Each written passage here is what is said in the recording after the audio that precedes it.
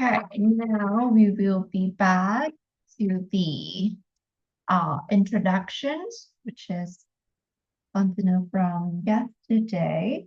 So again, we did the components within this chapter, and here are the quick review of the introduction paragraph. Um, Hopes that you, anybody have any questions apart from that? So when you write the introduction, let's say it's going to be called the background. So when you write the background, hopefully, and you should include all of these three things in your background, which is the first thing, or some people are going to call it like move one, which is the overview, talking about what has been done in the field.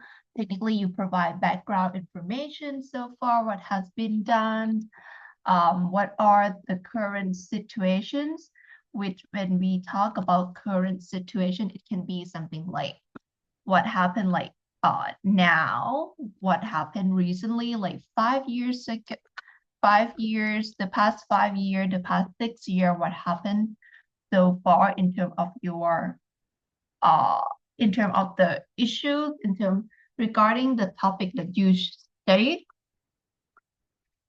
And when you provide the background information, make sure you include the evidence as well. Evidence would be something like really, really important section that you need to include in the uh, intro.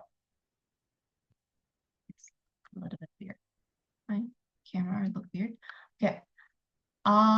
So first one, overview, what has been done. That would be the first thing. And when you write, it can be like one paragraph or more, but definitely you should have one paragraph for this section. Not one sentence, one paragraph would be better. And then moving on to the next section in the background, gonna be the gap of research. Some people call it like gap of research. Some people might call it like knowledge gap. So let's say either or, it's gonna be the same thing, same meaning. And for the gap of knowledge, it's easy to write, but probably not the easiest thing to figure it out because this you to come up with this one, or what are your gap. Technically, it would be better for you to review a lot of past study so you know the current situation and you can provide some kind of you can summarize the details and mention what would be the appropriate gap based on your topic. So the gap of knowledge is going to be a statement. So a sentence that you kind of write without you at the, actually it's a sentence that you can write without the need of including the source. Normally it's like a sentence that the researcher kind of summarize from what have that person been read so far, like what are the problems. So it can be one sentence written by you, no need to add the reference. And because it is one sentence, so if you can write the gap of knowledge can be one paragraph or one sentence, either all are great. If you're gonna write one sentence, since one paragraph do not count as one sentence, so this one sentence can be attached to the first one, which is about the overview, or if not, you can attach to the next paragraph, which is gonna be occupy the niche, talk about the current research. Number three, occupy the niche, which is technically talk about the current research here is your research. Mainly it's gonna be like your research objective, what you're gonna do, and as well as you may consider adding like a reason why you choose to do this topic, or in terms of like reason why you choose to study in this participant, why you think study in generation Y is better than study in the generation X people. So you can add like the reasons of why this variable being studied, why this in this variable should be steady, why this research design should be steady. So everything all together. So this one is just something to add up. I just come with this today, but already mentioned. So let's go through that. And the section 3, when we talk about the why here, so the why here, if you provide reasons why this participants should be steady, why this location or this site should be steady, or why this material should be steady, yes, you can back it up by back it up with evidence from previous studies. Or yes, it's possible that the occupy the niche may be the paragraph without having any reference. That is possible as well. And at least I would say you probably end up with one paragraph for this. And here are the four categories of gap of knowledge. If you have read, I think many researchers kind of divide more, but I think some of them look quite similar, so I kind of group it up into four. At the end of the day, your research probably fall under one of the categories, or maybe two, or maybe three. Definitely possible. But probably not four, but one, two, or three, definitely possible. And these are the sample phrase. So the words, the phrase that often used, often apply when you write the gap of knowledge statement. Often say something like lack, little, few, or no. So it's often to be like negative statement. Because you're gonna see like words like little, few, inadequate, lack, insufficient, or hardly. It's often included in the gap of statement or gap of knowledge statement sentence.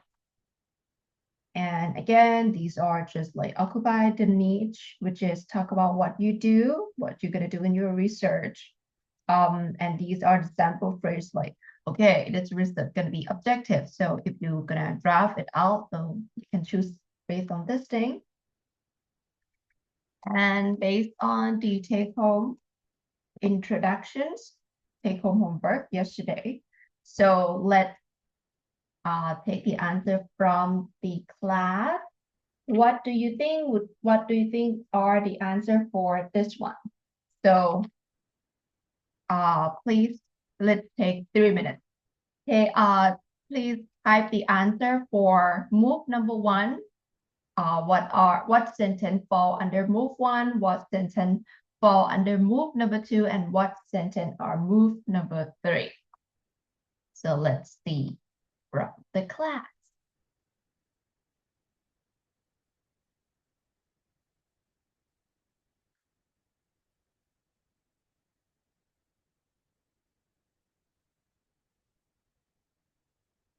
Let's see how you do it.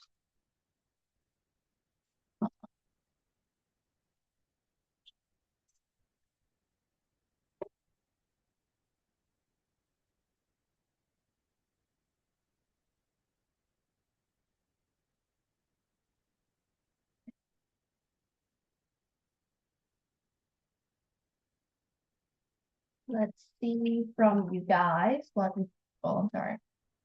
are the answer for move 1, move 2, move number 3.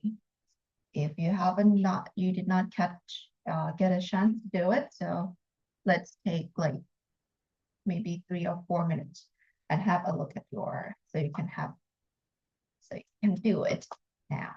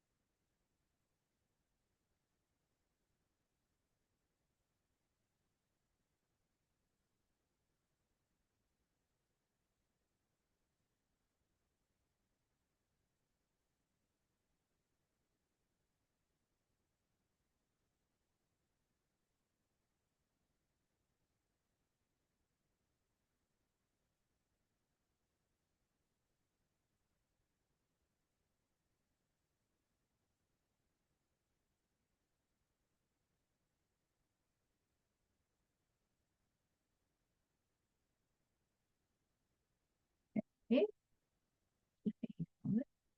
And everybody got it right, so that should not be a worry. Yes, when we have a look at the overview sentence, the overview sentence would be start from sentence 1, 2, 3, 4, 5, 6, 7, and 8. Gonna be the overview day where the author by the researcher discuss about the use of computer in education. Yeah.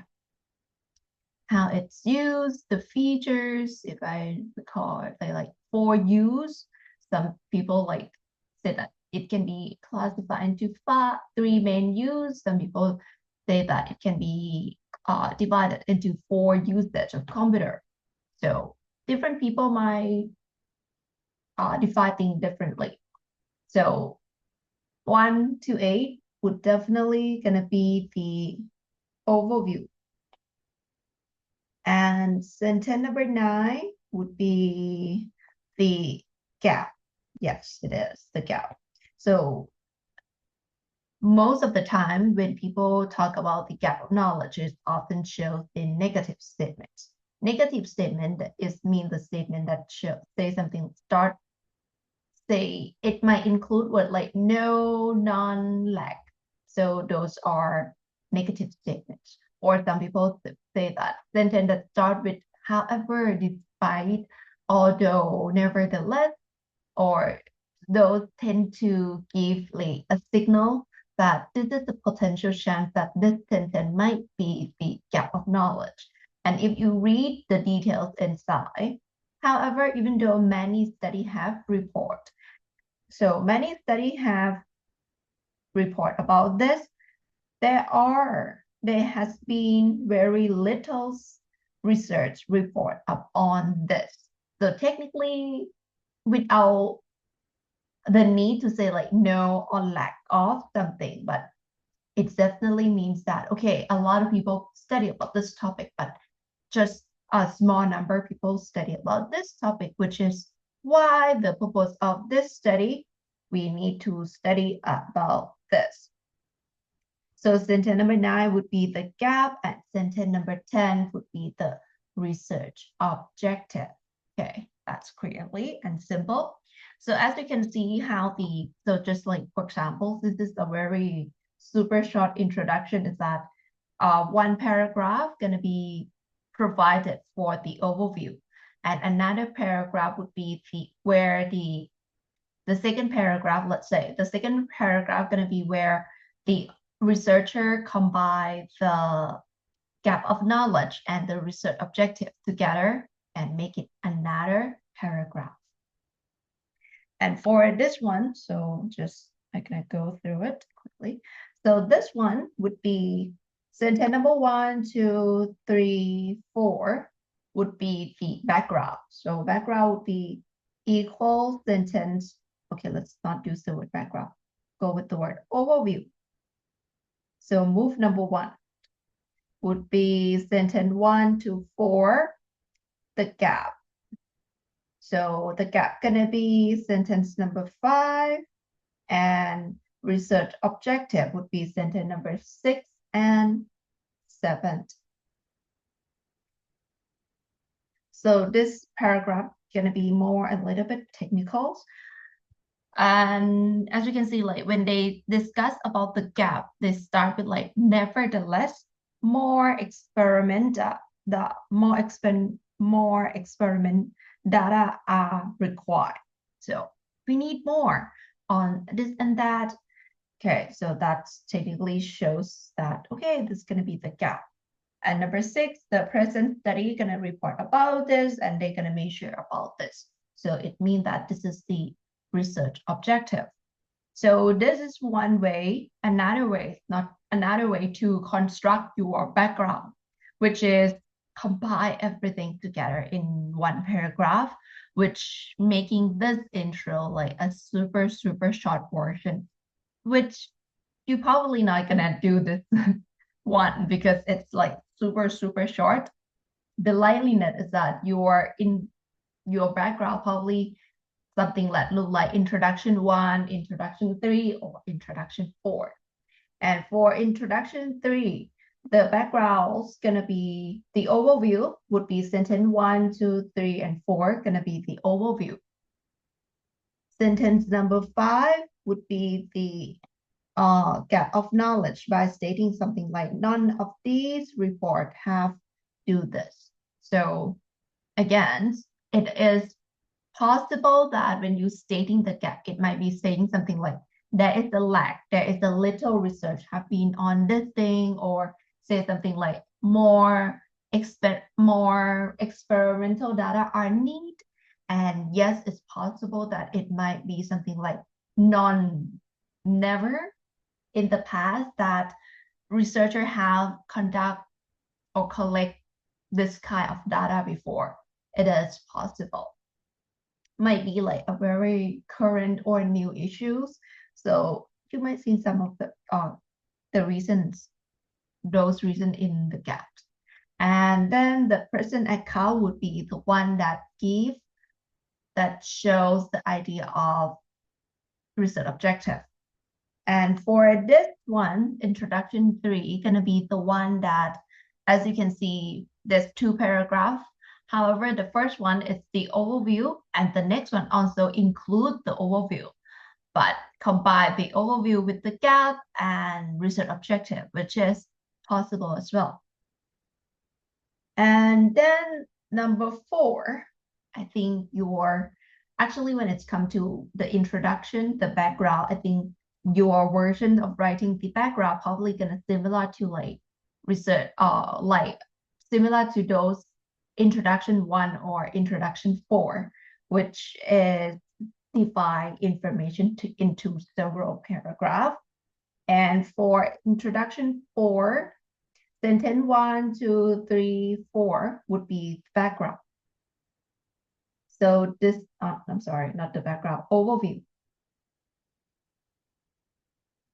Some would say overview, some call it background, but I just don't want to make it confusing. So overview, move 1. And move number 2, which is the gap. This one is the example of one of those research that actually mentions several gaps. It doesn't have to be one sentence and talk about the gap of research. This one, as you can see, introduction 1, 2, 3, all of those introductions having one sentence talking about the gap.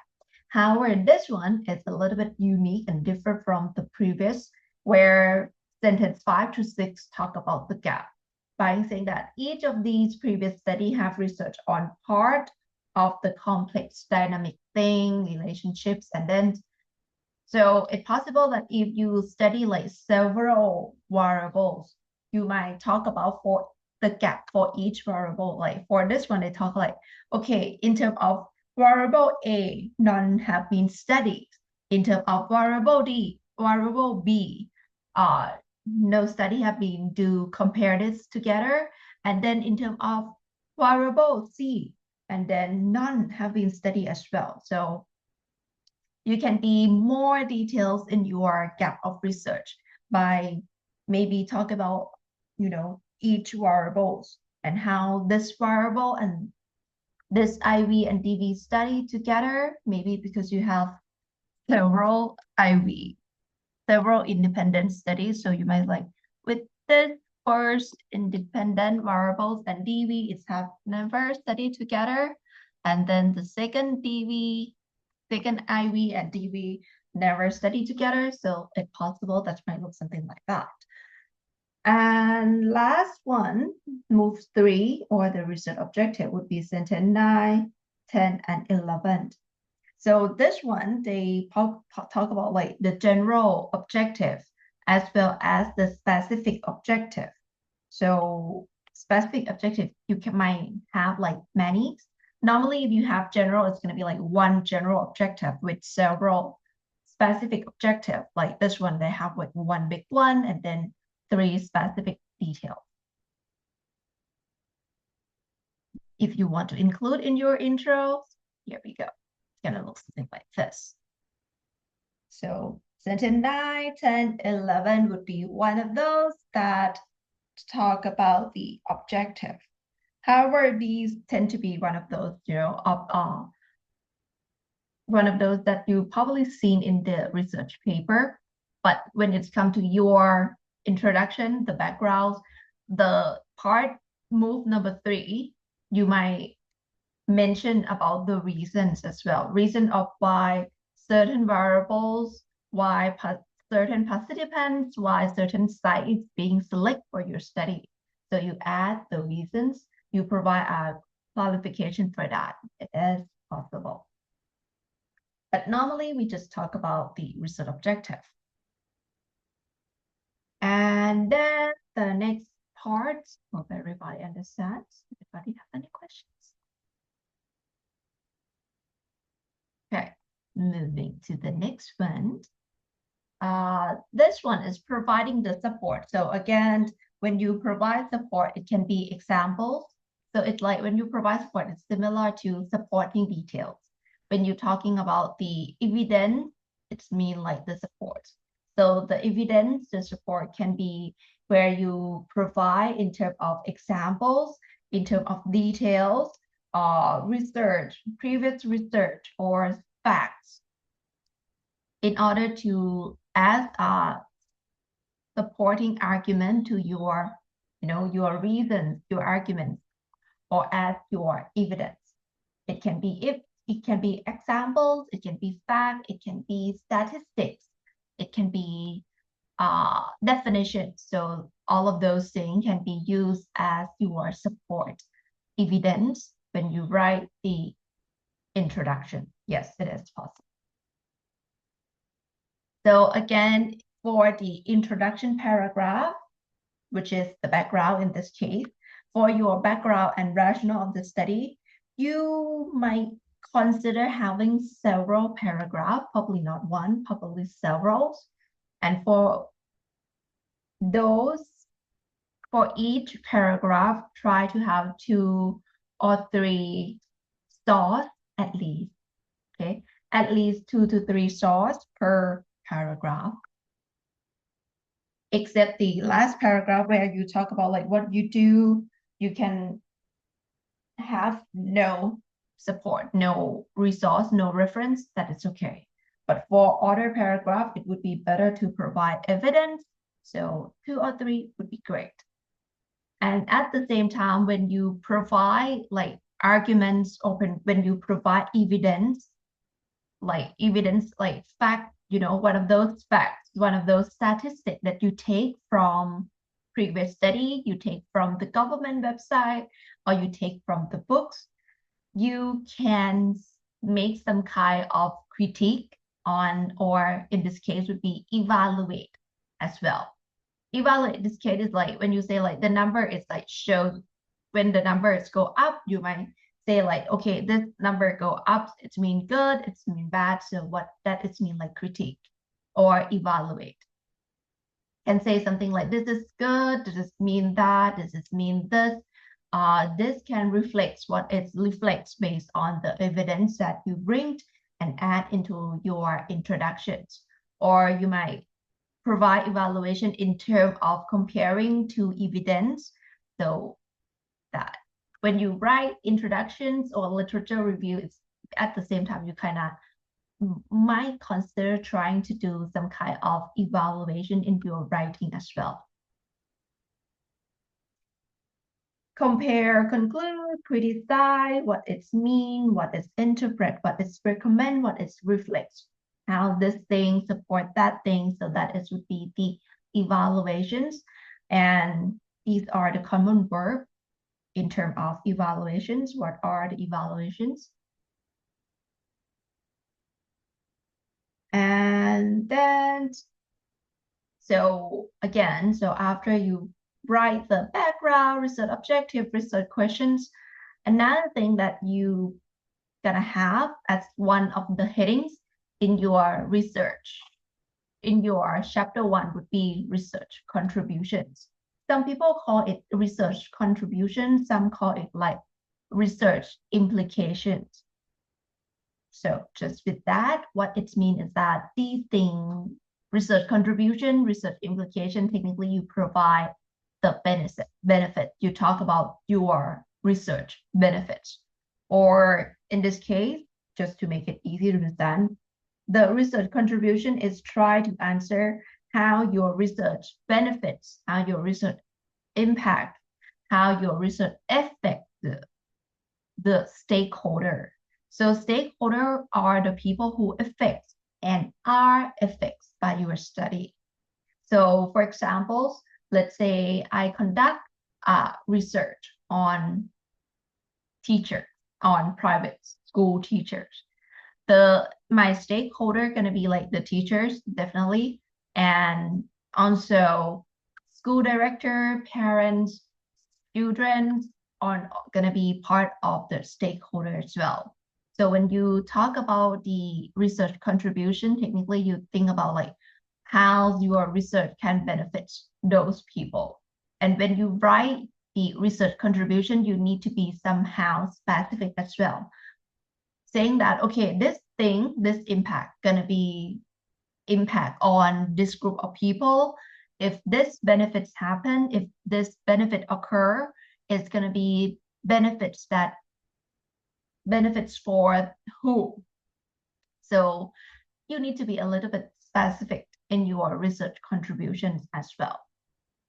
Some of the type of research contributions that you can also mention is that definitely all of your research gonna do the first one, which is one of the research contribution you're gonna make is you provide new information, adding new insight or adding new knowledge to the existing theories. So the first one you probably most everybody gonna do, definitely. Now, or probably if it's not the first one, might be the second ones where your research contribution is where you provide new data, new evidence, or new observation to your issue. And another type can be the benefits in terms of method. If you invent a new method, if you invent a new tools to collect the data, so that might be one of your research contributions. Or if your research, at the end of the day, you kind of propose policy, you propose a strategy, you propose some guidelines. So it's going to be fall under category number 4, which is we call it practical contributions. However, number 3 or 4, not everybody gonna, can write this research contribution, except you can write number 3 and 4 in the case that your research, one of the goal is like trying to introduce or propose policy guidelines. So it will happen if your research aim to do these things. Or if it's not under these 4, again, just think about it's not, you definitely doesn't have to focus on these 4 type of research contributions, because definitely you can mention something else like in terms of the benefits, the direct benefits. What are the direct benefits of your research? And those direct benefits or those benefits benefit to who? To this group, to that group, to the community, to the countries, to who? And try to come up with 3, maybe 4, stick with 3, minimum 3 research contributions. Just try to come up with something first. I know some of you might feel like, I'm not sure whether this is going to be my research contribution or not, but just for now, try to come up with 3, and maybe after you finish, collecting the data, reporting and discussions, or, the later part, you can come back and rewrite the section if you're not happy with it. No worry, it can be fixed. And another thing is that when you write research contributions, or the implications, one of the thing that we're going to use is called hedging language. Hedging language or a tentative, some people call it like caution language or tentative language or vague language. this hedging language is to make it easy to see, makes it easy to understand. It's like words that shows potentials, words that say something like it can, it may, it should, it's possibly. So it's the word that says something that this is possible. However, it's not a guarantee. So, but we say like it's possible. When you write research contribution, you can might say like, oh, think this policy can include, can make, can increase. The reason that we tend to go with the word like can or may or possible, because when we in different contexts, when they apply your policy, it might not work as well as when you conduct the research. So with that, it would be better to write the contributions saying something like the policy can do this, can do that. But it's not like precise, like not gonna be like exact that exactly they're gonna do it, but they possibly they can do it. And in terms of contribution, it's better to use this styles of language, saying something like, okay, your research can do this, can do that.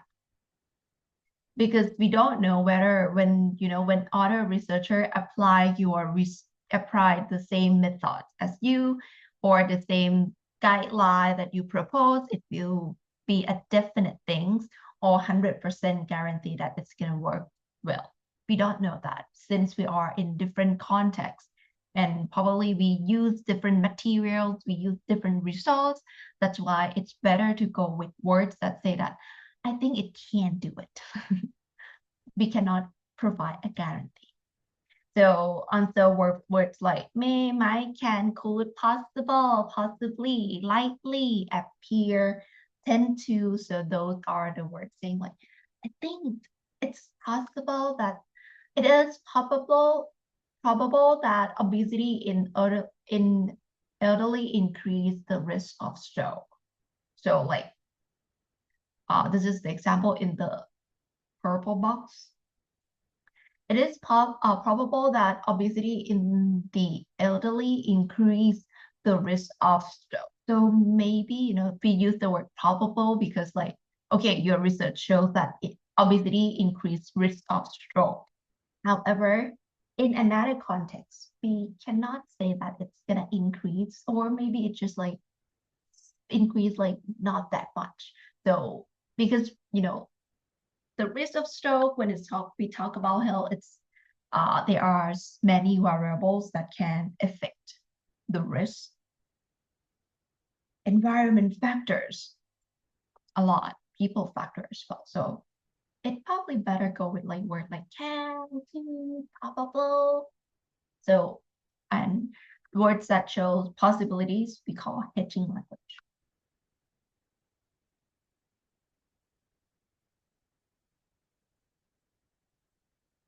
And also we have noun, we have verb, we have phrase, modal verbs, or if you're gonna use the noun, it's gonna be this group. Also like other phrase that also in the hedging language. Sometime, often, commonly, somewhat. So that group as well. Likelihood, assumptions indicate, tend to claim that. And okay, these are the examples for the implication, just in case if you want. If you don't know how to start or what to start with your research contribution, these are a starter for you. Along the way, from this to the final chapters, I do provide like sentence starter, sample phrase, or the sample words that often seen, often used in that chapter as well. And this one is the one that for research contributions. So far, anybody have any questions?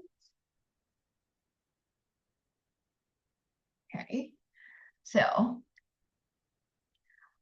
scholarly writing guidelines. So this is a detailed version, not detailed, but try to combine the often, the most often mistakes that happen in formal writing, academic writings.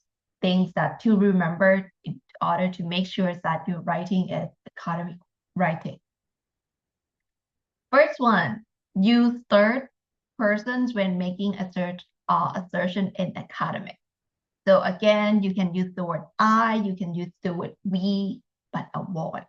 Try to minimize it as much as possible for the word I, for the word we. Yes, you can choose it, but minimize. Definitely we don't use the word you. Instead of the word you, it's better to be specific in terms of who do you mean by you. You in this case, it means your participants, then use the word that you call your participants would be better. Or another example is that if you want to refer to yourself and you don't want to use the word I, you can go with refer to yourself as the researcher, or refer to instead of yourself, it can be your research, can be the study, the research, this study, this research. That can also be used as well. Next one, again, academic writings, do not avoid. Do not use cliche, jargons, or slangs. To avoid, we don't want misunderstanding.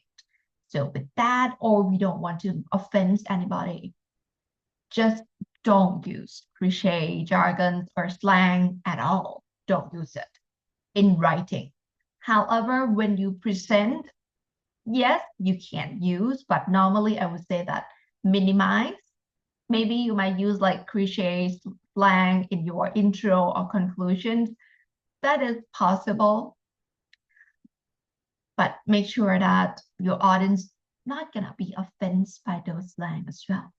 Please check. And using academic word doesn't mean it has to be big or fancy. So, but you need to be like more formal. It doesn't have to be big technical terms. Avoid contradictions. Do not avoid. Do not use contradictions, which is word like don't go with the full version. Write the word do not. And here are the examples that words that give you more formal. Instead of use the word like hit. In writing, in formal writing, academic writing, we use the word like children, student. Instead of use the word show. Actually, you can use the word show. Some researchers still use the word show. However, there are other options like word like demonstrate, clarify, reflect. So that can be mean like show. Instead of the word tell, you can go with like inform, gonna be more formal. So here are the examples. When you need to say something like it's go up, it's go down, a proper formal language, academic language, we're gonna go with word like decrease, increase, it's gonna be shows more formal. Instead of go up, go down, or instead of the word get is like, words that more daily use, but writing versions, academic versions would be like observe, obtain, receive would be more academic. There's a lot of words that you can use, but it's actually more than this. I think you can search on the internet. But I think these are the most often common use. Avoid anthropomorphisms. I hate this word. It's super hard to read. Make sure that you pick the right verb for your subject. Right word for your subject, it means that in English, there are subjects that, human or not human. So for those not human subject words, make sure that you use the appropriate verb that can go along with it. Not all verb can go along with it because some verb it's, you know, the unhuman thing cannot perform. So make sure you pick the appropriate verb to the subject as well. Avoid wordiness. Wordiness is mean that you use many words to explain one thing. Explain. I'm sorry. Let me rephrase. Wordiness is that when you use many words instead of one word. So a good example is like, due to the fact that is we're gonna call it like a wordiness version, because due to the fact that the short version you just say because in order to, so instead of mention the word, in order to stick with something short, simple, use the word to, easier. In regard to is like a long version. A short version is about. In terms of research writing, try to keep your writing concise, short, and simple. However, in this case, we say like avoid. So yes, time to time you can be a little bit wordiness, you can, but do not like a wordiness, overuse of wordiness word. It's gonna be like way too long. Especially this one would be especially emphasized if you submit like when you have like limitations on your word count for your manuscript, this is gonna be emphasized. But let's say for MU thesis, we don't have word limitations or page limitations, so you can be a little bit more wordiness in your writing. Yes, it's possible. But for those, when you have limitations, keep it short, keep it simple. Next one, again, if you don't know the gender of this name, or you don't sure, or maybe you just don't want to guess, instead of refer the name to like he or she, you can use the word they instead. They. Referring to one person instead of the word he or she. Maybe you don't know, maybe you cannot guess, maybe who knows what happened. So now you can use the word they to refer to one individual, even though it feels like grammatical mistakes, but it is acceptable now. Or if not, if you don't want to use the word they, definitely the more appropriate way would be call that individuals by their last name. If not, another option would be calling that persons based on what they are well known of, which most of the time is using like the word of, which we call that person based on like occupation. The singer, the scientists, the teachers, we call them based on their work. Again, gender neutral language sticks to words that do not specifically mention to certain gender. If your research is not about gender studies. If it's about gender study, yes, you can be, gender language as much as you want. However, if your research is about satisfactions, talk about like leaderships, we don't study, and your study is not about gender, try to stick with gender neutral language. Gender neutral language mean the words or the phrase that do not specifically mention certain gender. Pronouns. When you need to refer to things, human, people, time, here are the pronouns that you can use instead of repeating the name, repeating the place, repeating the time. So these are the pronouns. So if you need to refer to that persons, you can use pronoun like who eat, that, which. When you refer to time, it can be like when, or using pronoun into words like this, that, those, these, it, they. Yeah, those are the pronoun that you can apply in your writing.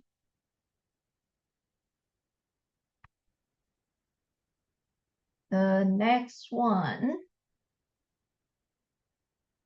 is active voice.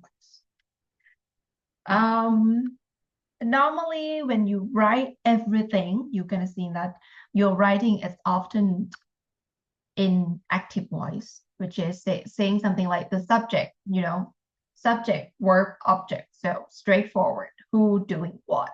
And yes, in research as well, let's say they emphasize on using active voice, stating like who doing what happened. So subject, verb, object, those are active voice. However, in chapter, I feel like most of it, like 7 to 80%, because like in chapter 3, the methodology, a lot of people actually use passive voice as well. So time to time in your writing, you can combine active to passive voice in your research writings, but most of the time you should go for active.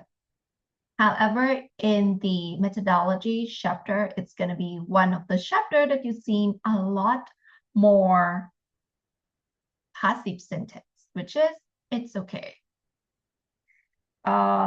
We use passive sentence in chapter 3, the methodology, just to make things easy to understand, or make things more, just go down to the details. We don't need to say like the research do that, the researcher do this, the researcher conduct that. So we kind of move the object and become the subject to make the sentence clear and to be, specific to the detail.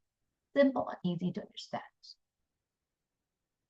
And passive voice can also include in other chapters as well, but probably, not much, the lower amount. Next one, transition words and adverb. Again, to link information, to connect paragraph. Yes, you can use transition word to help link the details, link the paragraph. It is possible. However, try not to overuse it. Try not to overuse it means that like sometimes some people like start every sentence with transitional word. Transitional word is words like in addition, therefore, moreover. On the other hand, those are transitional words. And no, we don't want your sentence to always start with transitional word. That's way too much. Use it, in like appropriate amount. Like every 3 or 4 sentences, that's okay. But starting all the sentence with transitional words would be a little bit too much. Next one, cite the source. So I do have one chapter that talk about the tense that used for each chapter. However, let's say when we talk about tense, the tense that often use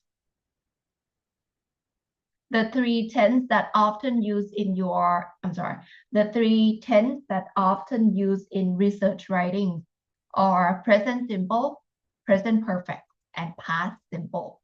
Whenever you talk about the past, statistic, past details, things that happened in the past, when you talk about past, use past simple tense. Or when you use with sentence like, when you add the reference, integrate the reference in the sentence like Jones 2009, the word state have to be past tense, and the past tense that we're gonna stick with gonna be past simple tense. use the baseline. Use the base one, use the easiest one. Past simple tense, when you talk about statistics from 5 years ago, use past simple tense. However, for a sentence that you kind of mentioned about general information, talk about general knowledge and what happened so far, you can go with present simple or present perfect. And with or like the last one, the last line. Researchers have shown that transformational leadership inspire workers to achieve more. So sentence that you have, the reference at the end, the citation at the end, those sentence you can write in present simple or present perfect. If you summarize from several research, it's gonna be shows in present perfect tense. So it's using like researcher. So it means that you summarize from several research. So this sentence is being written using present perfect. However, if it's just like one research, the research have shows that sentence gonna be written using present simple. So again, whenever you talk about past things about in the past, data that from the past use past simple tense or past simple tense, or when you kind of integrate the thought within the sentence, like Jones and the year follows, that sentence is going to be past simples. However, I think most of your introduction going to be present simple, where you discuss this and that. And again, if you put this thing, the source at the end, the sentence going to be in present simples, or it can also be present perfect if you summarize from many past studies. Next one, using of the articles. Do not refer the article as the author. So the best way, again, when you need to refer to certain people, certain individuals, the easiest way is to refer to that person based on their last name to make it easy. Because if you say something like the researcher, the author, the article here, sometimes the audience don't know who that person is. So if you need to refer to individuals, use their last name, the easiest, simple way. Use direct quotes sparingly. When it's come to research writing, I would say do not use quote. However, if you study about law, if you need to provide like the law, the policy, yes, you're gonna use quote. However, if you don't need to, take some exact sentence from other people and put in your work, try not to quote. Because the more quote you have in your paper, the higher plagiarism percentage you're gonna have. And at the end of the day, before you submit or before you apply for graduations, you're gonna need to check your work. You need to check your plagiarism levels. Mahidol University used the program called Turnitin. They do have the Thai version as well, but English version, they use Turnitin. And many programs would recommend that the plagiarism percentage should not be more than 20%. You should try to keep it like 10 something. So the more quote you use, the higher plagiarism percentage.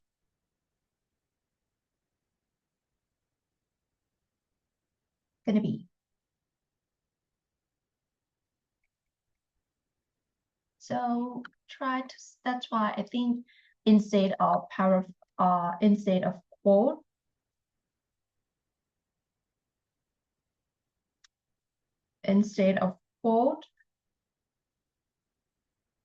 Paraphrase would be better. Misspelling, wait.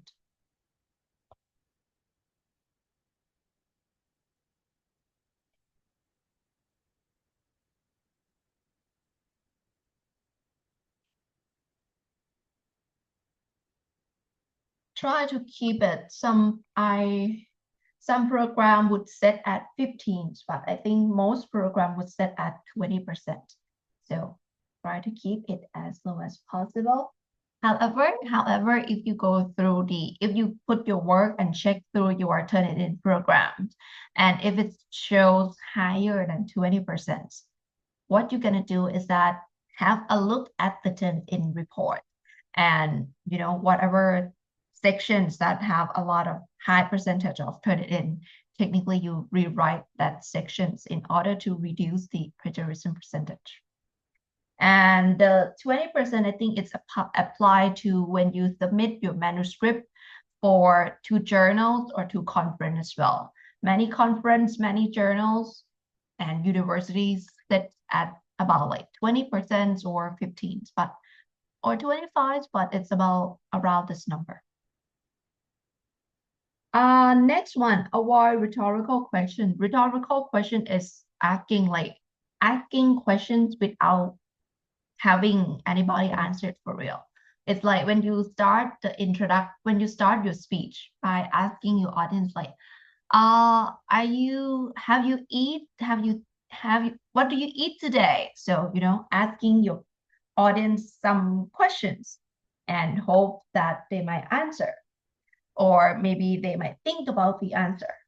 However, in research writing, we don't ask rhetorical questions. In writing, no. But when you're presenting, yes. Even though it's academic version, yes, you can start your presentations with asking rhetorical questions if possible. But in writing, academically, we don't do it. The only question statement that you're gonna see in the research would be the research question. That would be the only question statement you see. The rest, no. Next one, again, I have mentioned before that when you write your research, you need to be specific about who, or about where, and about the time as well. In research writing, try to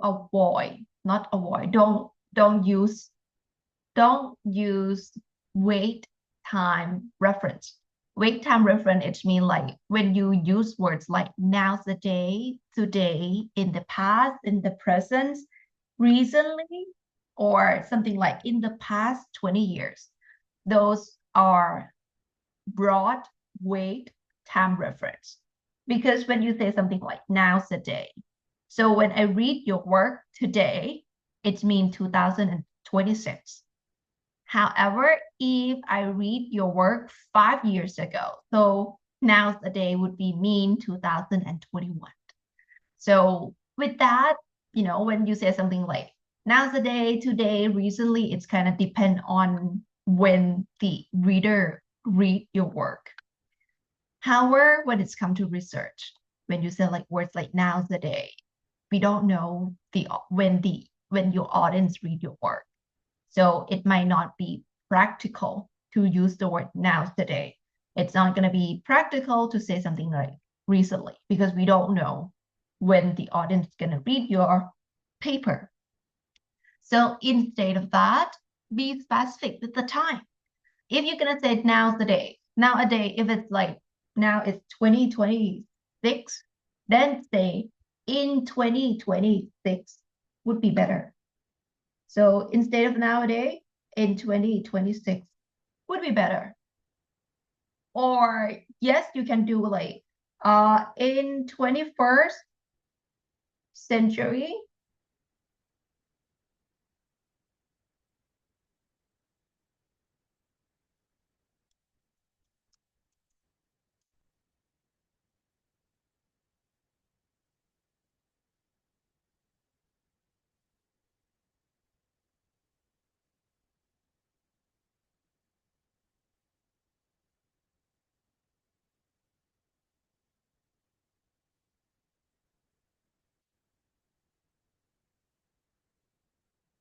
Yes, you can go with like 21st centuries, or because some people like in the 80s. That is okay as well, because those like in the 80s, in the 21st century, it's still refer to certain time. But nowadays in the past, it's just way too broad.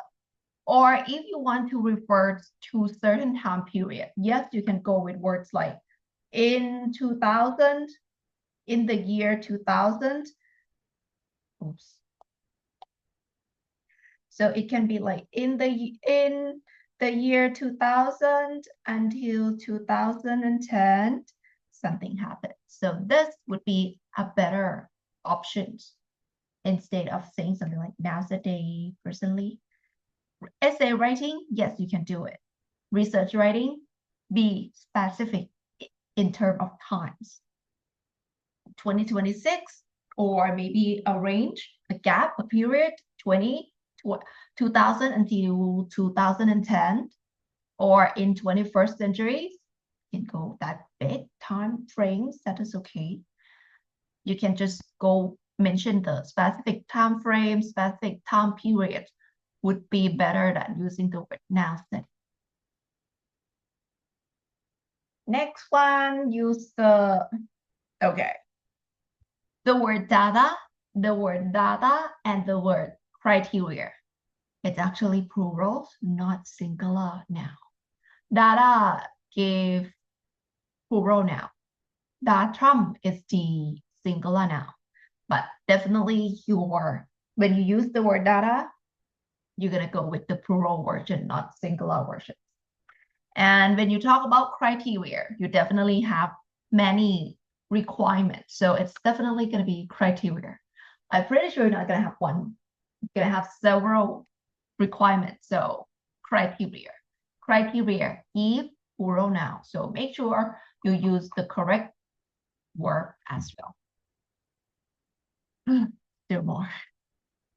Absolute phrase. Again, hedging language.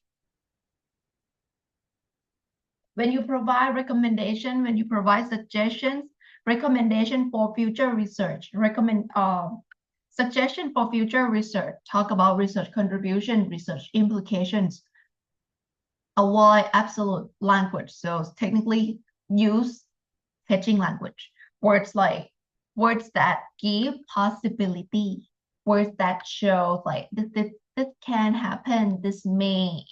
So those words. Possibly, possible, those words. Avoid. Something a little bit more. Stick with me. Number. This is like little things, but actually this little thing people make mistakes. When you start a sentence with number, for first, second to tens, and number plus onward. When you start a sentence with number, you should start with the words, not the number. So technically, when you say like 50 responded, write the word 50, not the number. The number is not a, yes, you can do it, but let's say academically proper versions, when you're gonna start a sentence with number, use words. 50 responded, agree with the statement. Or maybe go with a statement like, there were. So another options.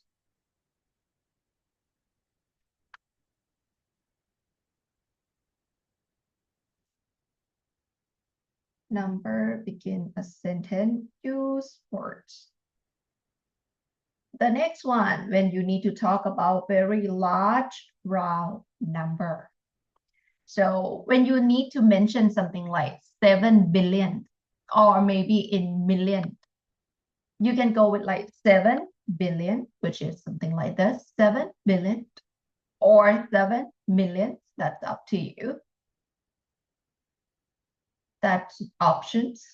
That's an options. So like this one is like 7 billion. Instead of having like, a lot of many zeros at the back. So you can just shorten it. Having less zero, just write the word 7 and the word billion. Or 70 million, instead of actually write the number 70 million with 7 zero at the back.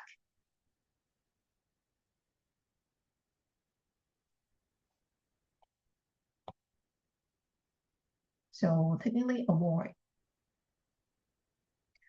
When you write large number and you're gonna have like a lot of zeros, do the short version like 7 millions and spell the word million. You don't need to go with like 10 zeros or 9 zeros. Having a lot of zeros, it's not exactly easy to read. And okay, this is when you write the number.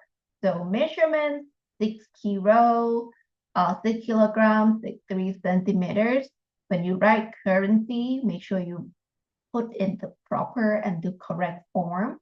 The symbol dollar, the currency dollar or pounds, they should be placed before the number. Instead, you write like 10 and you spell the word dollar at the back. That's just another option for you. Mathematical functions. So as you can see, when you're gonna have like equals, the equals, you need to like have, you can write like one, this. So you have technically you add a space before and functions before. There's a space before equals and a space before after the equal sign. Or as you can see here, the plus sign, that's one space before plus sign and one space for after the plus sign. So it's not like everything, no space. No, there should be space between the sign. Decimal place. And for the decimal place is that when you're gonna write number with decimal, you need to decide how many decimal you're gonna go for. You can go with like 1 decimal place. This is 1 decimal place. So after the number, like after the full stop, 1. And this is 2 decimal place. So you need to decide whether it's gonna be 1 decimal place, 2 decimal place, or 3 or more, up to you. But whenever you select, whatever you select, stick to it. This is especially in terms of your results, when you report your results. Sometimes when you calculate your results and it's come with a lot of decimals, you doesn't need to like report all the decimal place. You might choose like 2 decimal place. And when you report your results, make sure everything is in 2 decimal place. Percentage. When you write the number and percentage, there's no space between percentage or ratio. So this is like example for you to how to write AM, PM. So there's like A dot M dot or AM without the dot. That is okay as well. So whichever versions you're gonna use, stick to it. The date, the time, the score. 5-point scales like 9-point scale. So just example how to write it out.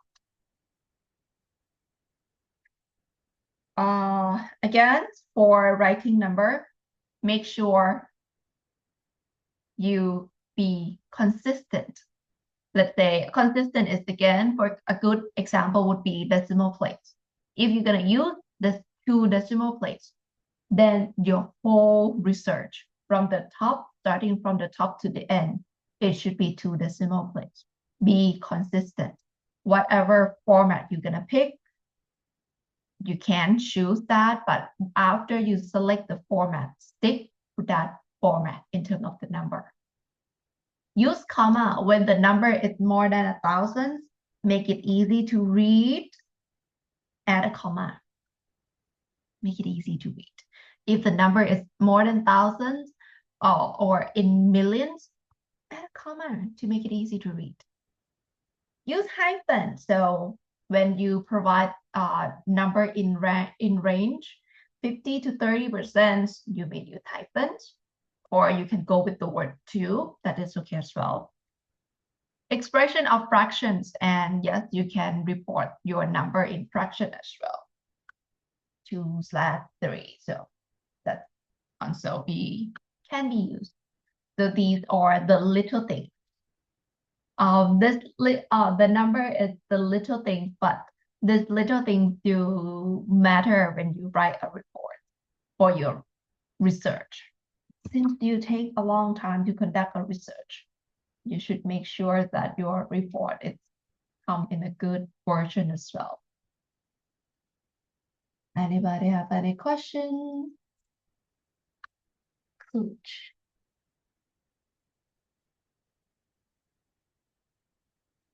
Anybody have any questions? So I know. Okay.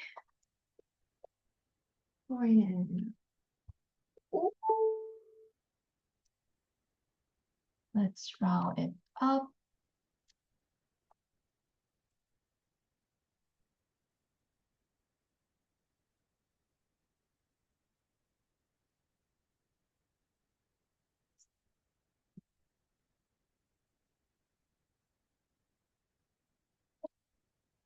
Not right. Oh my God. Okay, for now, let's take a break first, and we will be back at 7:40. 15 minutes about prox.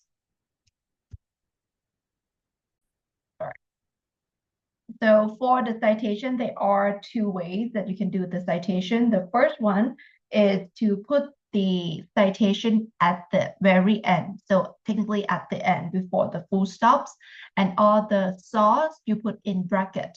It can be one source, it can be several sources, that's okay. And that's applied to all styles of citation and reference styles, so to all citation styles. So you can put it at the end here. So that is one way. Another way would be where you provide the citation at the very beginning of the sentence. So technically you kind of integrate the citation as part of the sentence. You might have words like based on to Smith 2029, regarding to, according to, and then you add the name, the author, as well as the year. So I call that integrated the citation as part of the sentence. So this version, the second version of your citation here, this one's we normally gonna write it using in terms of past simple tense. Past simple tense. But the first one here, the one that you put it at the end, you can normally a lot of people actually go with present simple. But again, if the detail is about like that from the past, that sentence should definitely automatically written in past simple tense. So that would be the citations. For the second one, if you integrate the citation as part of the sentence, so when you want to emphasize the author who provides the data, who create the data, so you can go with the second version, the second style, where you integrate the citation as part of the sentence. And for the reference or bibliography, it's where you're going to put at the end. So technically, it's going to be like, you know, the long version that have author names, the title of the publications, the journal names, as well as the DOI number. That one we call it reference. Some people call it bibliography. So at the end of the day, refer to the same thing. Now, if we do have tools that you can use as well, which is a lot of people recommend like EndNote, Zotero, or Mendeley to download. This is gonna be like these are the reference software that you can download. The first one is definitely everybody here can download under the university's account, Gmails. Yeah, no, sorry, under the university emails. For the other two, I'm not sure, but I'm not sure about the other two. But I think you should be able to download for free as well. I will provide the link for you to see later. And for a quick look is that now in the university, the main reference styles that we use is that for social science, business, and music, I think you use APA. And for the science field, I'm not sure about the engineer, but the science field, science, medicals, you probably gonna go for the Vancouver styles. So a quick run through is that if you are Vancouver, this is how you provide the citations. The citation is going to be shown in number, which is like number 4, 5, 6, according to the one that you use, the source that you use. And the number might become in bracket. Normally, it's going to be shown in brackets. It can be the round or the square ones, either form that you use. Whether it's going to be the round one or the square one, it's kind of depend on your program, like what edition they use. So you need to check that. Or sometimes it can be superscript as well. So like number at the top of the information. And again, when you provide the citation, it doesn't have to be one. It can be several citations at the same time.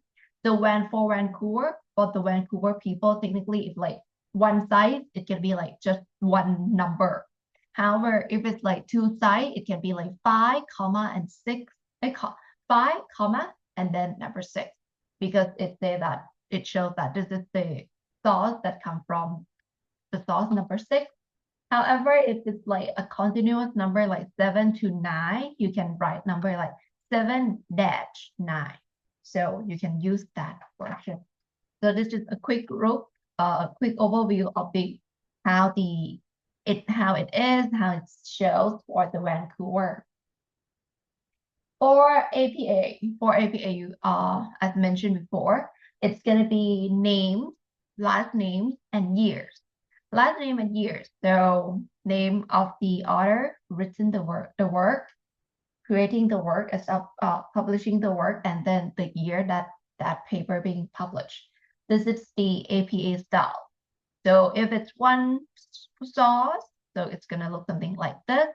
However, if there are several sources, what you're gonna write is that, again, you can write the last name of the author and then years, and then between the source, since like, for example, like there are 3 sources, as you can see from the bottom here. So between the source, you're gonna put semicolon. So like first source, semicolon, second source, semicolon, and the third one, if there are 3 sources. If you have more than that, yes, you can go for more than that. So this is just a quick review how to add the citations, how it's gonna look like. And so you can have a look at this. It's just a quick review, like when you cite one source, so it's gonna come in round, square, superscript, and then add the number, or if they are in several, like 6 to 9, 13, 15, that's how you're gonna write it. You like cite the source from several studies. So it's gonna look something like this. Howard Styles, we use Howard Styles too. Okay, yes, Papa, if you use Howard Styles. So, but again, just check what citation style that you're gonna use, that your program use, because different program, different research styles, you might use different citation style. So, and then this is also Vancouver. So if you integrate the thoughts within the text for Vancouver people, you're gonna write last name, last names, and for the year, instead of the year, you're going to add the number instead. They're going to look something like that. Watkins, it's one name. So if there's just one author, it's going to be Watkins and then the number of the source.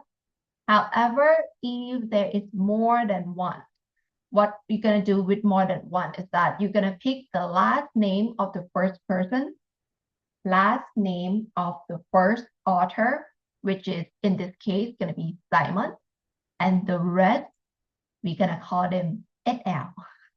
So ETAL dot.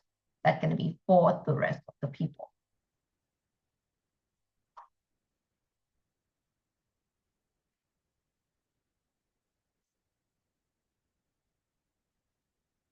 So these are some couple rules for you to go through and you can have a read.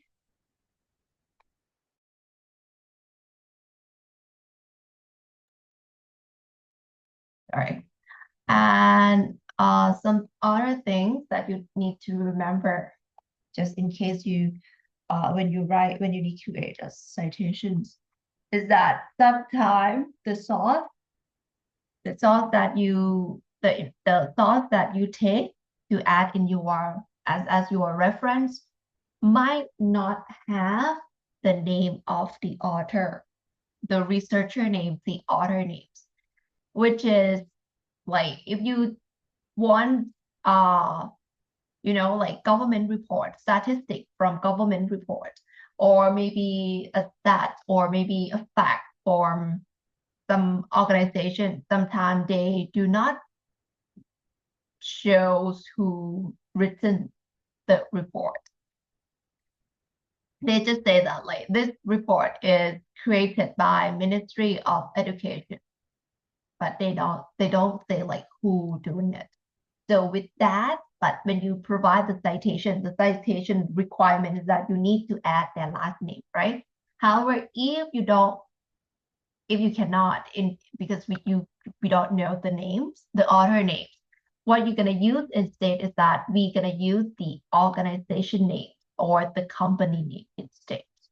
For example, it's like if you want a stat about obesity percentage level in your country from last year.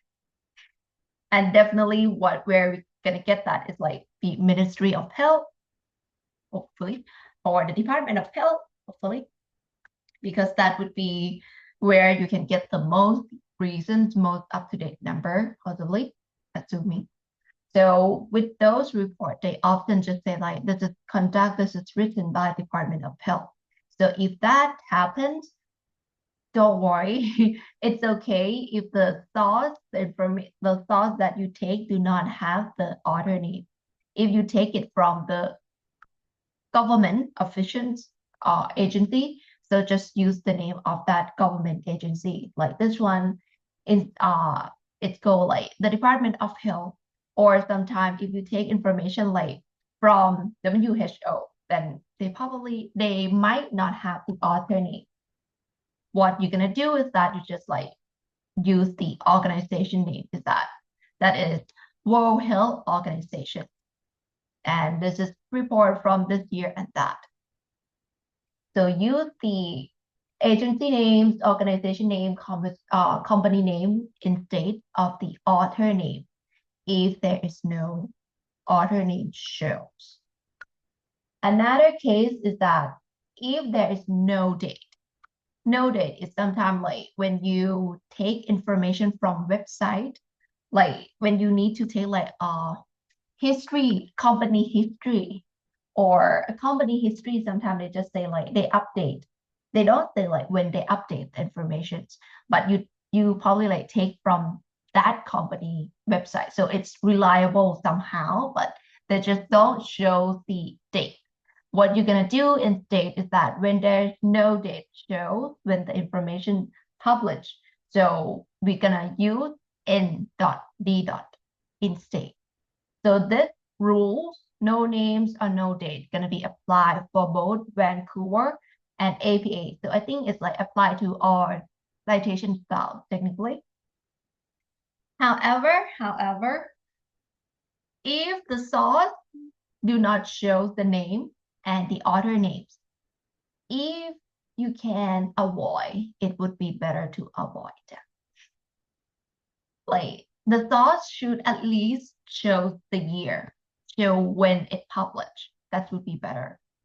But if it's no date, no name, maybe it might be better to select other source, because no name, no date, some people would view it as like, unreliable, which sometimes it happens when you take information from website. So when you take information from website, try to select the one that shows like at least one of this, at least the name or maybe the date. Either all, but should. But without both of them, pick another one would be better. So that's how you can, if there's no name, no dates, that's how you can apply to the source, to the citation style. I think it's applied to all like citation style, whether it's going to be APA, Vancouver, or Harvard as well. And then, so I provide the list of how it's go, like book chapters, so you can have a look at this, at that. And the et al. Rules do apply. So for the APA people, the et al. Rules do apply to you as well. If there are more than 3 authors, you're gonna list the first 3 names. I'm sorry, not for the APA people, you're gonna list the name. If there's 1 author, you're gonna provide the last name of that 1 author. If there's 2 or 3 authors, you're definitely gonna list all the names. However, if there are more than 3, you're gonna provide the name of the first author, the last name of the first author only, and the rest gonna be et al. So the et al. Rules do apply, and I think it's applied to Howard as well. But this checks again, like how many words it's gonna be. But I think it should be like more than 3. Gonna be like, I think Howard gonna be look like Vancouver, but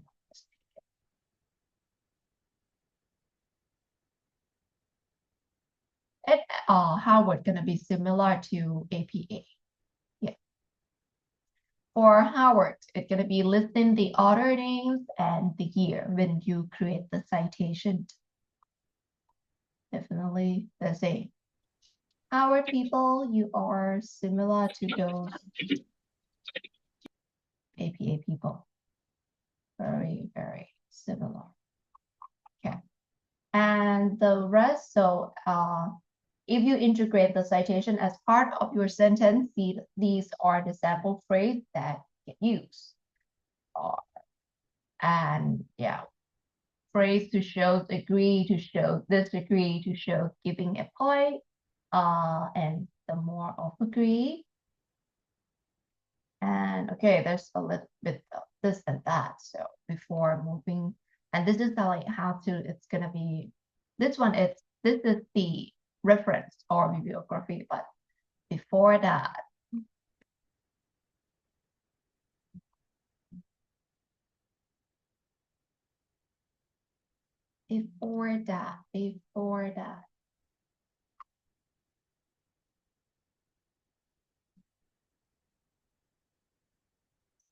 the colors look weird.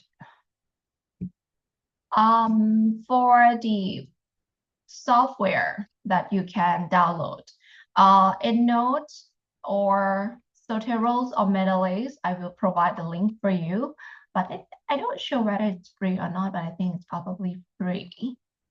So this is like, you can download and install this or software. And for the EndNote, you can download it from the IT department of Mahidol. So I will provide you with the link.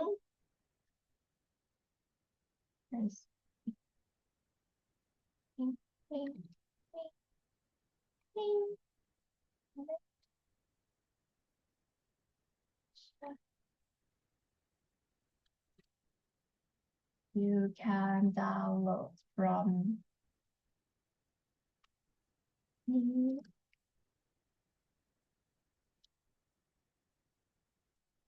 So there's a note.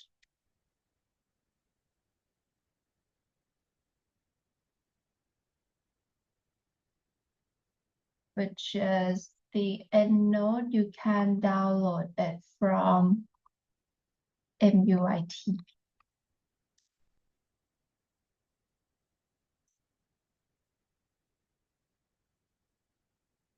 Okay.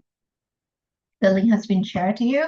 So this is the the department's IT department of Mahidol. So if you're going down, there's a lot of things they do provide, but what you want gonna be the software. So click on the word software here, and it's gonna take you to this place, this one. Just log in with your student email and password. And it's gonna take you to this one.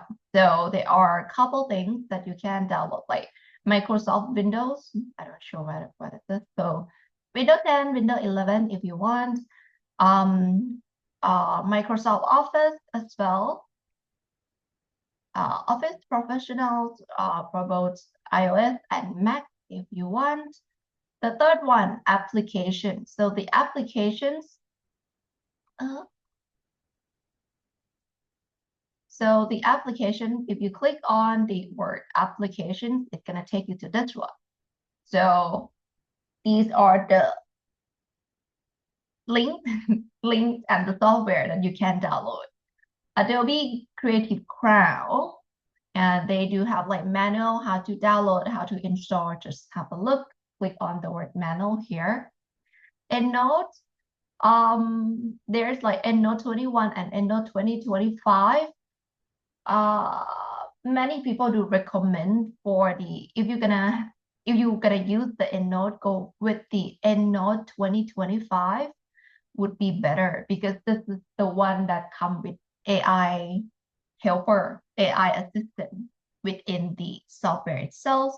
But you kind of have to log in with the student email first, this and that, and then you can use the AI assistant that come with this EndNote 2025. I think the latest version is 2025 for now. And there's MedLab. If you're using, there's like MedLab for Windows, Linux, iOS, as well, Mac Intel processor, SPSS. If you want, there are, why it's shipped from 18 to 30. SPSS version 18, SPSS version 30, 31, Mac Windows AMOS. Not sure what it is. So hopes it helped. And ANSYS, not sure how to read that. Probably for the engineer people. Who knows? And patch updates. So these are the software you can download. Also, ESP that. So I think this one would be the security, right? The security antivirus. Yeah, antivirus update. And yeah, so this is something that you can download for free as part of the MU students. I provide the link for you at the end. And if you don't know how to use it, normally they do offer training time to time. The library, like the central library or the library under the science department, they do provide EndNote usage. How to use EndNote time to time, like every semester, if I'm recall correctly. So check those out. Now, if not, if not, just turn it in notes. If it's not, they do provide like usage, how to use EndNotes, but I think you can watch like videos from YouTube's how to use it like easier. But if you want to use the university version, go to library. This is the central library website. 扫描老师加个号，扫描老师。 Central library websites, and if you go down, you're gonna see like EndNotes here. So there are several options that you can go through, like Turnitin. So this is like the one that I mentioned about like plagiarism plagiarism checking. The library do offer plagiarism checking. The library do offer plagiarism checking by the library, or you can ask for like account usernames and password from the library person. And also EndNotes, and if you click on EndNotes here,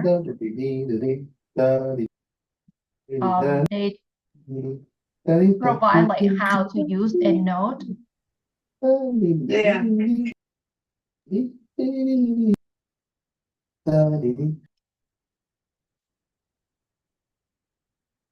They do provide how to use EndNote, like EndNote program, step by step, so you can have a look and read. Or yeah, they do have like how to, so you can have a look if you want to use it. Or they do have like e-database. The e-database I'm gonna talk about it later. And they do offer like, I think this one is like they do offer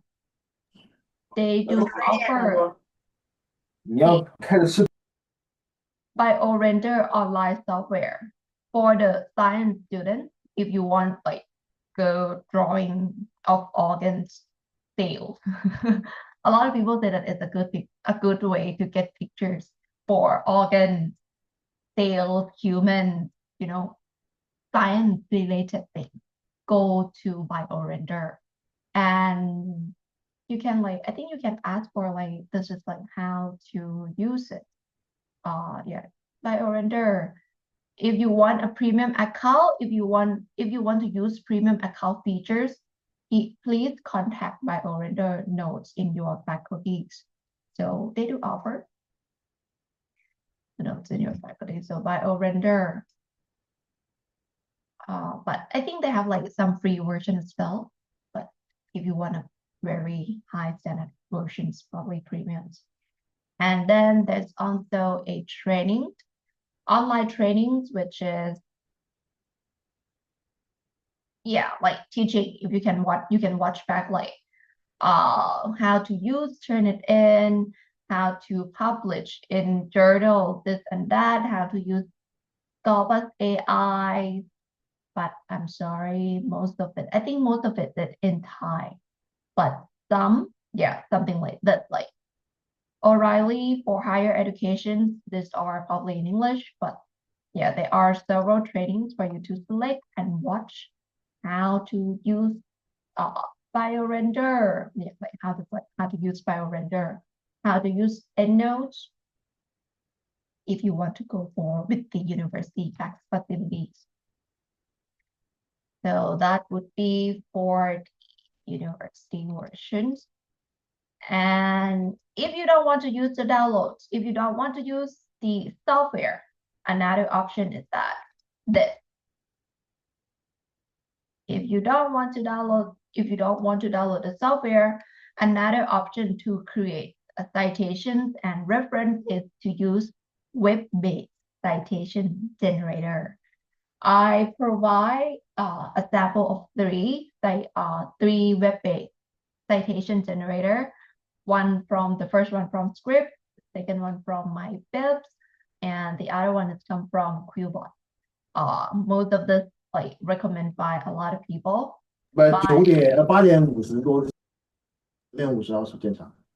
Technically, when you're gonna use this one, it's super easy. Just like select the citation style first. Check the citation style first. Like, because if it's like APA, there's like 2 versions, 6 edition, 7 editions. So make sure which one you're gonna use, or if it's Howard, there are like 3 Howard for you to select. But I think if it's Vancouver, it's gonna be like, Vancouver. So there's a lot. Just if you're not sure, just go with the word Vancouver. Or if some of you might use MLA. So if it's MLA, select whether it's gonna be 8 editions or 9 editions. Let's say if you select 8 editions, so make sure the whole thesis you use 8 editions. But before whether you're gonna decide whether it's gonna be 8 or 9, or like if it's MLA, check with your advisor first. Sometimes I think like because a different version, a different edition to have like a small difference, but very small. Check with your advisor first, or maybe try to play with it first, like what would be like, what it's like in 8th edition, what it's like in the 9th edition. So try to play with it first. So first, select the citation style that you going to use and make sure this is going to be the one that used in your field and the correct edition as well.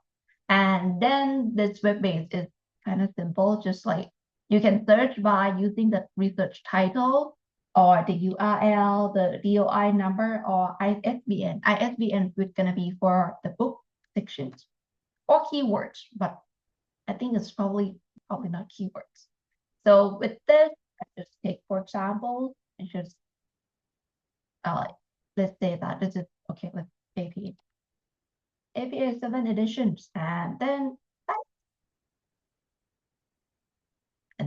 please, they provide the list, select the one that is correct. Just select the one that shows here, and then voila. This is the reference, this is the citation. So that web-based version. For the web-based version, some might limit how many reference you can create. I'm not sure, but I think like Quillbot might set limitation, but this one script probably not, but yeah, I'm not sure. So I don't want to make an assumption or guarantee that they can do a lot. That would be how to do it. So super simple. And yes, you can change the thing to if you do like the wrong one, just change this to, I think you can change this one to, yeah, you can change this one to Vancouver as well. So if MLA. So if I select MLA and save change, everything will be shown in MLA style as well. So simple as that. Simple as that. The link for the web page I then share to the group text. Play with it. Should be great. I suggest these 3 because I tried it and I think it's great. The other 2 are a lot of people recommend these 2, so it should be okay. But you can also use like one of those reference generator that created by Grammarly. They also are great as well. But these just examples, okay? Example or the reference. Review. Another things.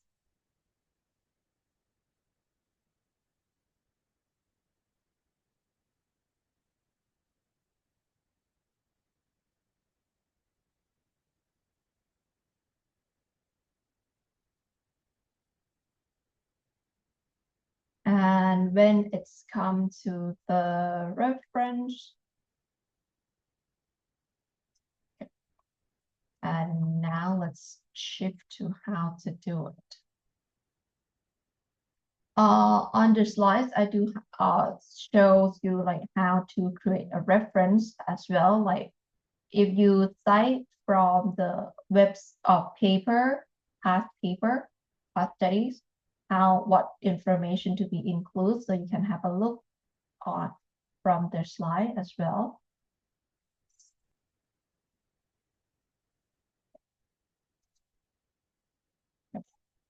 So let's assume, so this one is that, let's assume that most of you, when you write a research paper, most of your source gonna be previous study. So this one is the reference that gonna be reference that used to create. I'm sorry. This is the reference that for paper for previous studies. So let's say if it's like difference, okay. If it's like one thing to remember is that when different sources mean like book, article, thesis, or website, they do have different way of reference. They do have different ways of reference thing, which, yeah. So as you can see, like this one is example from article, books, thesis, and website. Like from the website, you definitely need to have URL. However, if it's like kind of books, you probably need to include like the edition, the place of publication, the publisher. So there are the details within the reference for different source gonna be different, not the same. So please check as well. Like if you take information from thesis, one of the details that you need to include is like university names as well. That's one gonna be. So different type of source when you create the when you create the reference, you have different formats. So check the format as well. For this time, I'm gonna pick the reference that is paper, article. This is the reference that comes from article for the Vancouver South and APA South. So as you can see, when it comes from articles, most of the time it's gonna be include information like author names. One of the things, definitely most of the time it's gonna be like, okay, what's gonna be the author names? What's gonna be the title?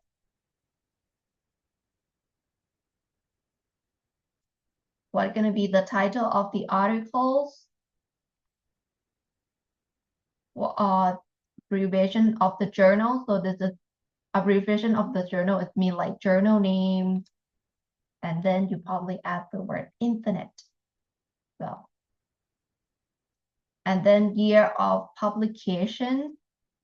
Year publications like site in month, date, year, month, date, and then you have volume number. Yes, I know it's a lot. Some people say that it's so complicated. I know, I agree. And then issue number.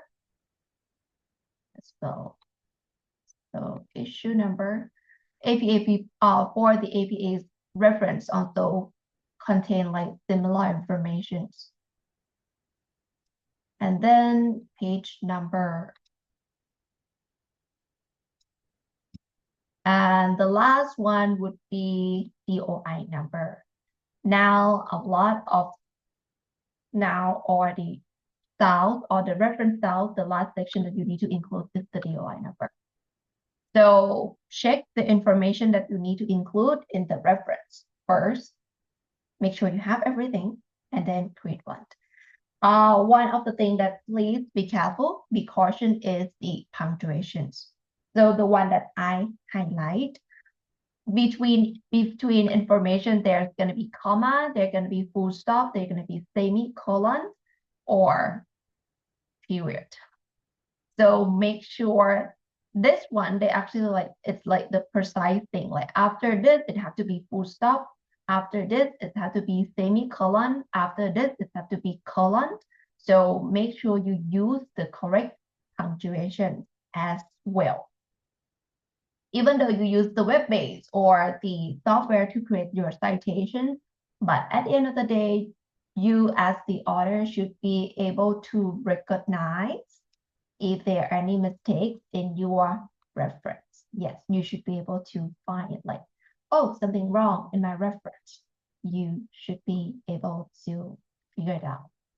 And yes, there are some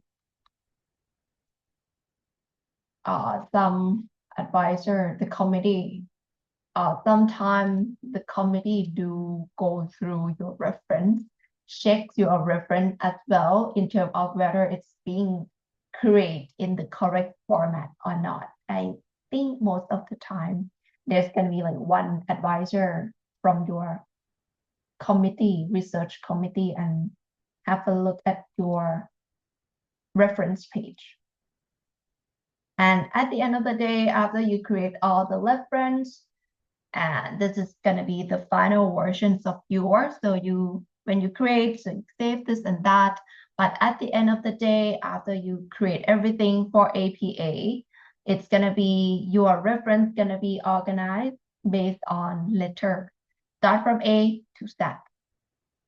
And for APA people, A to Z.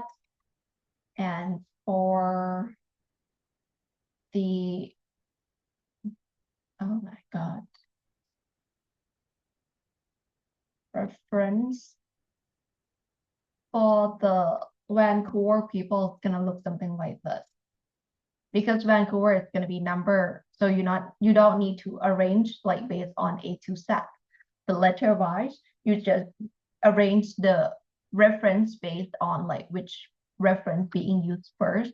So like this one is the first thought that being cited in your text, and this is the second one. So 1 to whatever number you use, you might end up with 30, 50. This one has 77. So who knows?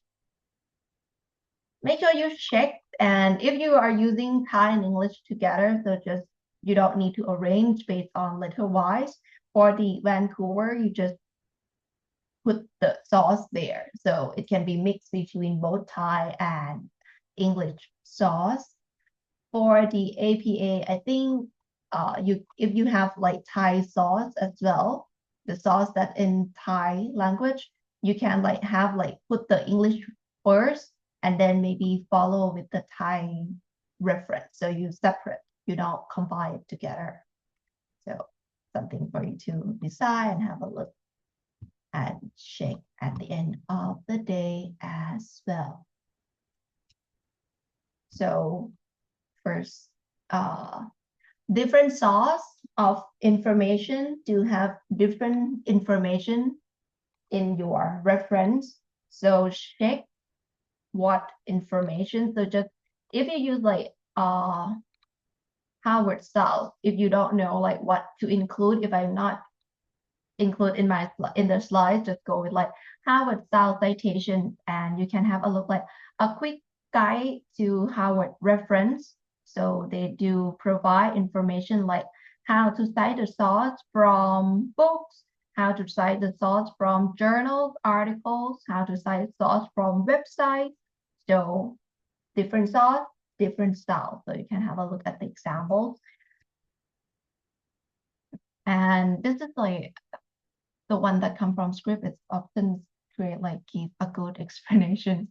They do have different other styles of citation as well. If we do like when MLA, so if it's ML, just search MLA, and then we have like student guide, and you can have a look like how to. This one is super easy. Like this one is thought from how to source the information from different people, different place, multiple source, this and that. So please have a look. Please check. This is little things that matter. Yes, it's matter. And when you select the paper, try to select the paper that is not look like this, right?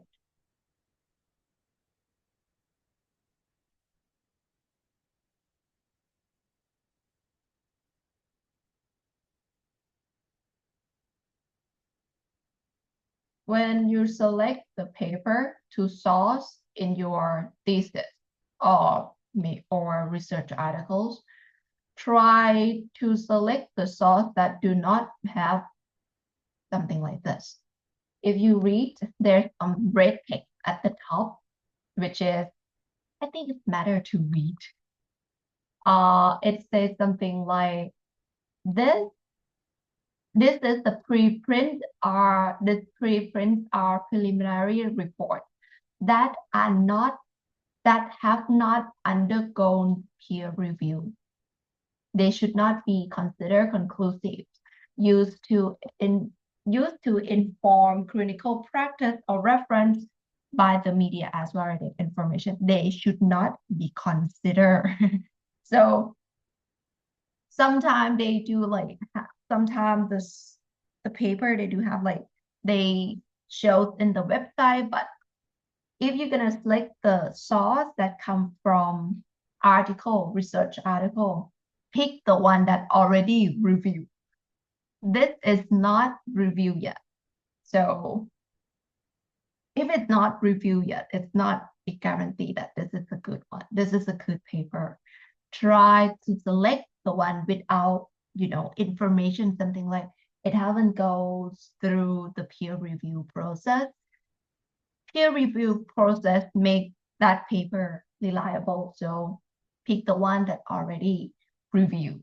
Pick the one that do not have red text that look something like this.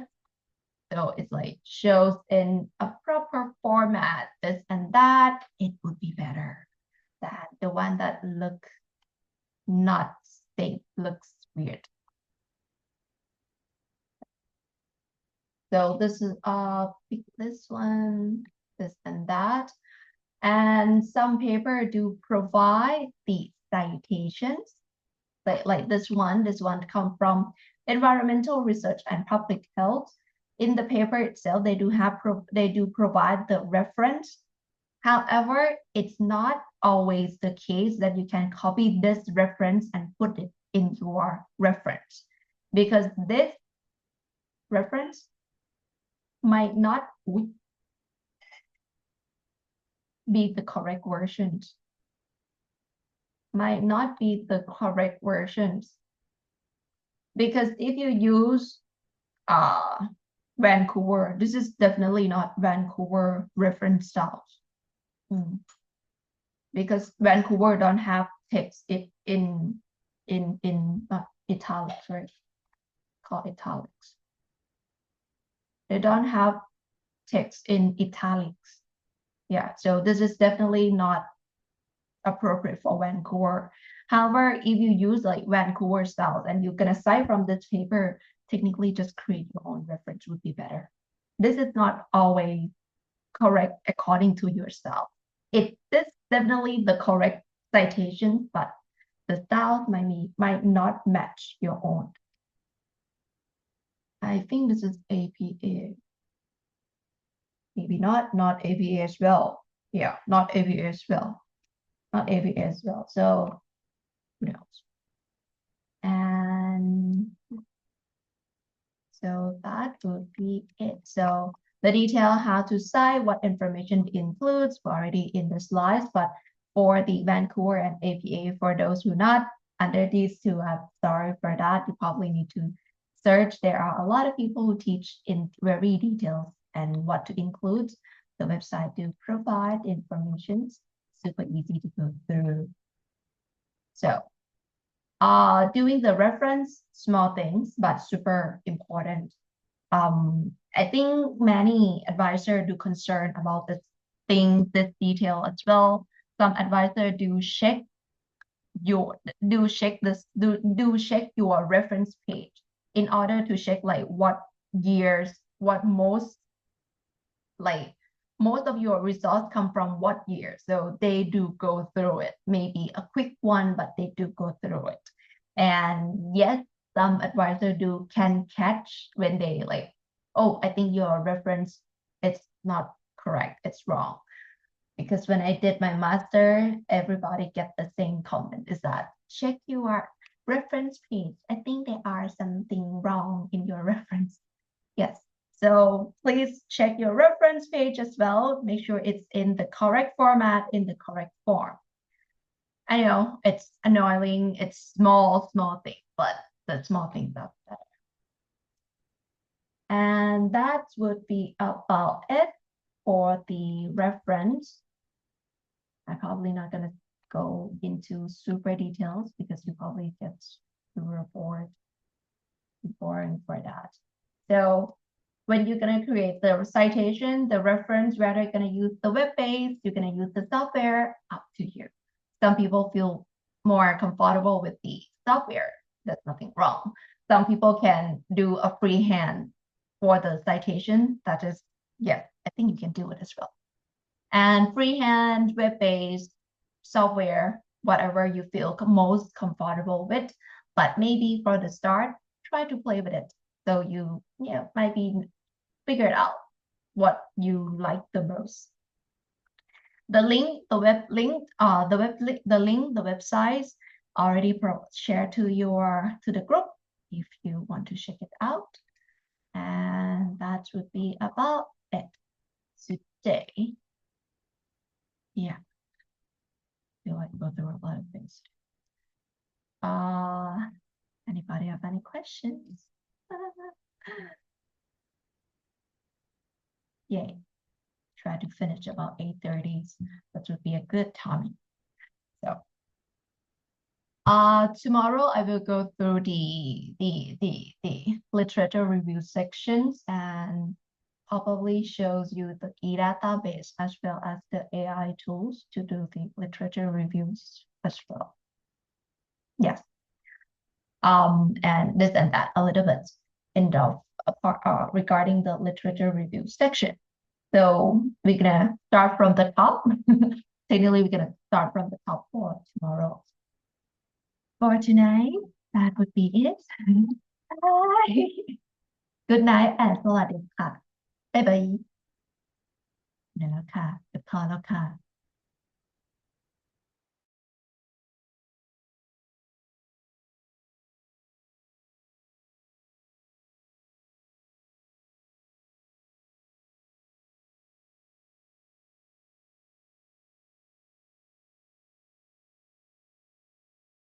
บ๊ายบาย